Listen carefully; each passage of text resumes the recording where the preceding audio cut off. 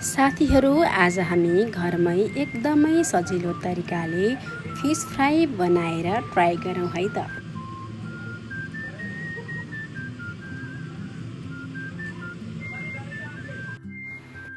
यसको लागि मैले सुरुमा बेगनास तालको फ्रेस माछा लिएको छु।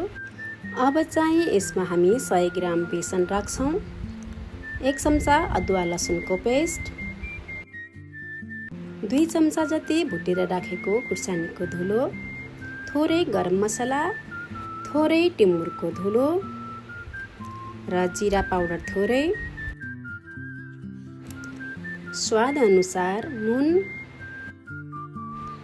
त्यसपछि थोरै बेसार,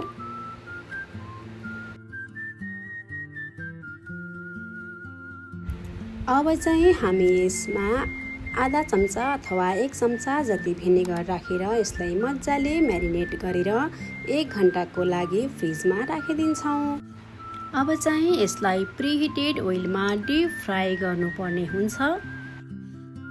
मैले चाहिँ माछालाई प्यानमा राखिसकेको छु र अब भने यसलाई दुवै साइड राम्रोसँग फर्काई पाक्ने गरेर राम्रोसँग मजाले पाक्ने गरी पकाउनु पर्ने हुन्छ।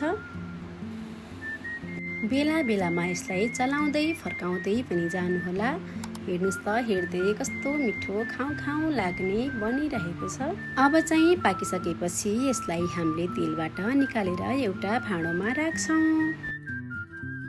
हेर्नुस् त, हाम्रो मिठो क्रिस्पी फिस फ्राई पनि तयार भइसकेको छ।